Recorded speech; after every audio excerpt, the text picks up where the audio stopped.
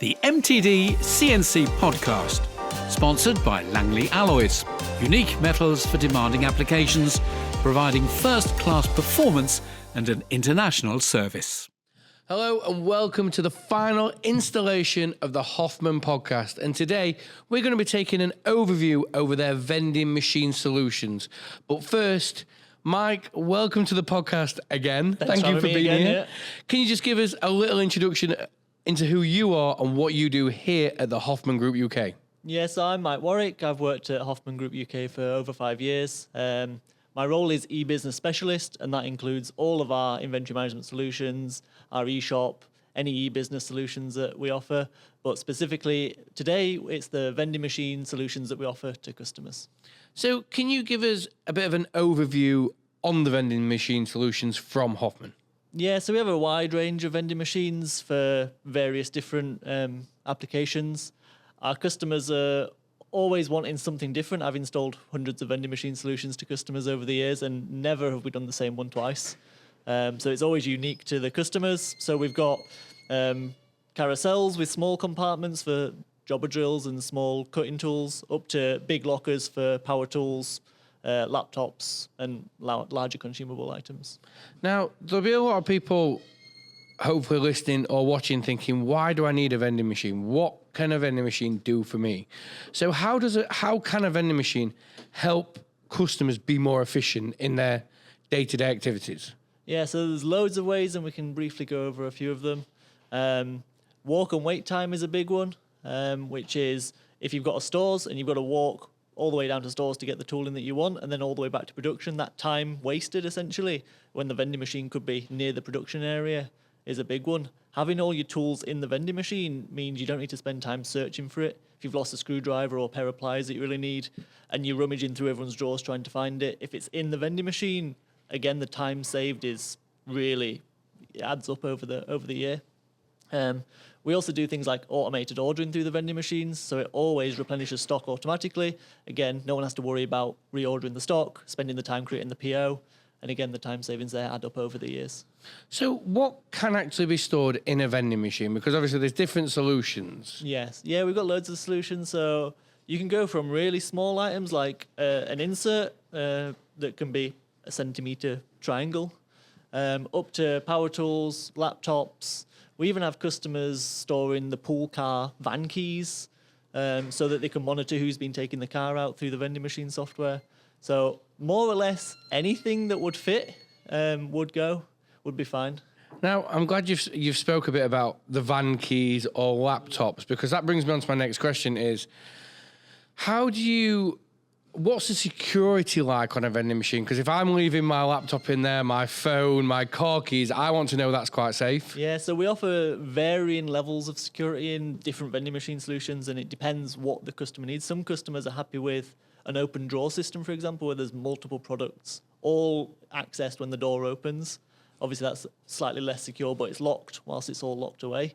Up to complete individual security so that no one can access that van key without telling the computer that they're taking it, and obviously registering their name and date and time against on the reports for who took it out.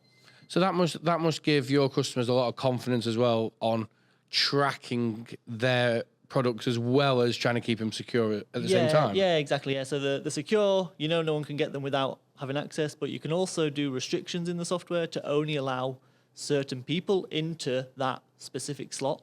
So you can say only 3 or 4 people are allowed to drive the car. Only they can have access to that slot. And if someone else tries to do it, the vending machine will say, sorry, you're not allowed. You don't have access to the key. And talking about what you were just saying about you can restrict access to that one part. So can these vending machines be customized to fit products in, even parts in? Can these be customized per business? Yes, and they always are. I would say there is no standard vending machine that we offer. It's always customized based on the items that the customer has and wants to store. So we look at a list of products that they're looking to vend to start with, and then we offer them a solution based on those products. So it is always bespoke to their actual products, their actual users, the actual restrictions that they want.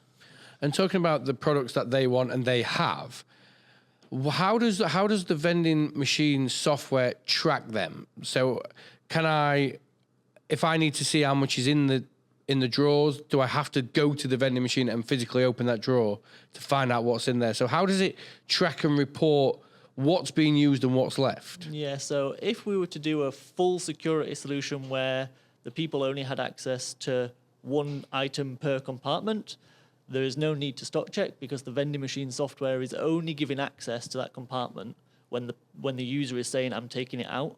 So in that case, you can look at the reports, see what's in each compartment, and you know it's going to be 100% accurate. Because the only way that door is opening is if someone said, I'm taking it out. And now for the lower security items where there's a few items on display when the door opens, then there is a need to stock check that occasionally just to make sure people are taking the right things. And for customers who really, really like information, because some people just love data. Yeah. We know people love data. Is that done in real time? Yes, so every transaction on the vending machine is in absolute real time. So as soon as the door opens, it's logged in the memory of the PC in the vending machine, and as soon as the door closes, it's logged again. So if you run a report, it is 100% live to the second that the vending machine door closes, essentially. Now, Mike, it's all well and good talking about vending machines, but what happens if I already have one vending machine that's full and I want to add another one to it? Can I integrate them together into the same system? Yeah, so we actually have it quite often that a customer will install just a single machine and then fill it up and want to put more of their products into the vending machine. And so we can either install a second master at a different place on the site so that they've got two master machines that have a PC and a screen on it, and you could have products, again, which would reduce the walk and wait time if you had two separate production areas and you needed products close to both. Or we can bolt on an add-on machine to the existing one so it just sits next to it, and it just basically extends the original cabinet, and it is then the same PC, the same database. So either way, they're both fully integrated, and the customer gets reports as a whole site. Now, I hate to be the naysayer in all this, but obviously if it's run by a PC, we all know what PCs are like. So I want to go down the road a little bit on the service and maintenance of because obviously if I've got all my stock in a vending machine and that goes down, I'm kind of screwed at that moment in time. So do you guys service these regularly and the maintenance to make sure these are up and running and customers can always be using them? Yeah, so the idea is that they're always available 24/7. They're actually non-maintenance required. All our machines are maintenance free, so they will all run really very few moving parts in them, few hinges and spinning components, but there's very little that can actually go wrong with them. So there's no maintenance other than keeping it clean and keeping it tidy. Which if we offer the refill service, which we do as well, so we have a team of vans that go around delivering stock to customer sites, and they'll refill the machines for the customers to save even more time and money. Whilst we're doing that, we do a mini check, mini service, and we'll keep the machine clean, check that everything's looks in good order and everything's packed away neatly into each of the compartments of the vending machine. And you've actually just led me perfectly onto my next question about restocking and refilling, because is the vending machine talking to you guys here back at HQ all the time saying this drawer's low, that drawer's low? So how do you keep on top of it to make sure people don't run out? Yeah, so they're all live. All our vending machines are live. Some of them you were saying earlier about the PC locally. We also have cloud-based solutions so that it's automatically uploading all the data to the cloud so that we have live access and the customer has live access on any PC that they're at, wherever they are in the world. They can get access to the data from the vending machine. So we see live stock levels. We see who's been making withdrawals. We set up when we configure the vending machine with the list of products that the customer gives us. They'll usually tell us how many they're expected to use each month. So if there was a jobber drill that they use 10 of a month, we'd put 10 in the vending machine and we'd let it reorder once it dropped down to 5, so that there's always 2 weeks worth of stock in the vending machine. We'd see as soon as it dropped below, we'd see the live data that it dropped below. We'd know we need to replenish that item, and either we'd send it into the customer to refill themselves, or our refill service would bring the stock to site and refill the machine that way. And talking about refilling, obviously, a vending machine can have some real benefits on helping you find out if there's something going wrong in a process other than the vending machine. Now, we've touched on this a little bit, but I think it'd be good just to go back slightly, and that is limiting access to certain parts of the vending machine, because obviously if you've got you only want people taking out what's required for them. So is this something you do? Can you limit it per user? Yes, per user or per department, again, whichever the customer preference is, and that's why it's always unique to the customer. So we have some people who go, this guy does welding, so he only has access to welding gloves, and he's the only one who needs them. So everyone else in the vending machine has no access, it's just that one guy. Or they might have a welding department so that they take the welding gloves home, rather than everyone having access and doing gardening with the expensive welding gloves, essentially, which we've seen at customers before. So the restrictions, before the user even has chance to take it out, we can preset the restrictions. And have you got, obviously I know we can't talk customer names here, but have you got any examples where limiting access has actually really helped a customer either find out where there's problems around the business or that things are going to places they shouldn't? Yeah, and the big example that's probably relatable to most customers is batteries around Christmas time. The usage of batteries in December across all our vending machines goes through the roof. And so we have customers who restrict batteries only in December because they know that they're going to go missing. And we see on the reports, because all the data is always live, we see all the transactions through the year. We have customers who monitor all the year's usage from person by person, and you can see almost every person has an increased usage of batteries in December because they're taking it home for Christmas. Well, people need the Christmas tree lights fully charged, let's put it that way. So obviously there's quite a lot.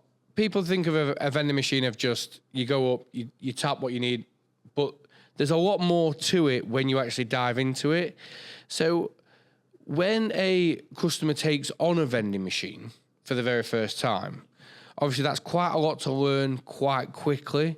So what sort of support and training do you guys offer to bring them up to speed quickly so that they can start being more efficient and using it how it should be used? Yeah, I understand it is a big change, and it's a big commitment to go from changing everyone's mindset on the shop floor to just raiding the cupboards and taking what they want whenever they want it, or going to the stores man and chatting on the way and then coming back, to actually having to go to the machine and say what they want and they know they're getting monitored. We offer full training on the day of install or the day after install, so that the team leaders and the guys on the shop floor get the full training on how to use it. I would say that the day-to-day use of actually walking up to the machine, logging in, selecting an item and taking out the machine is the easiest thing. It's all designed to be intuitive, and it's a 5-minute training session for the guys on the shop floor, and I just do it a few times for small groups of the guys on the shop floor. So it is easy, and it's designed to be as quick and easy, and there's a favourites button, and there's a few other features that make their withdrawals as quick and efficient as possible. And just before we finish this podcast, because we've gone through so much information now, I just want to lean on your expertise a little bit here. And just before we finish, what are some of the myths surrounding vending machines on that you see when people go, I don't really think we should use one, I don't really think we should? A lot of people are told a lot of things about vending machines, which we know mostly isn't true. So what's some of the weird things you've heard why people don't want one, but then once they've actually changed their mindset and had one, it's been a positive effect? I would say that the initial investment for the vending machine is high. There is a cost to installing a computerized cabinet essentially in your factory. And most of the savings that the vending machine offers is time saving. And it's hard to compute in your head about the money actually saved and the benefits to saving the time. And the guys go, oh, well, I just keep it in my drawers. I don't need to be monitored. I always have it there. And the guys on the shop floor actually don't realise how much time they're using looking for tools. And even customers that we install it who the guys on the shop floor are adamant that they don't want it, after 6 months, they always think it's better. They always want more in the vending machine because it actually makes everyone's life easier, purchasing's life easier. The management's life easier because they get the reporting. The guys on the shop floor who are using the tooling, their tooling is always there. They know it's in the vending machine, and it's just easier for them. Well, Mike, from me and everybody at MTD, I'd just like to say thank you for your time again for You're the second welcome. podcast. No, thanks for having me. And for anybody at home who's listening to this, it is also being filmed so you can watch it. And I'd like to say thank you to Langley Alloys, the sponsors of this podcast. And just before you go, don't forget to like and subscribe to the channel. Thank you for listening to this episode of the MTDCNC podcast, sponsored by Langley Alloys, specialists in a wide range of exotic materials for any application for all your engineering needs.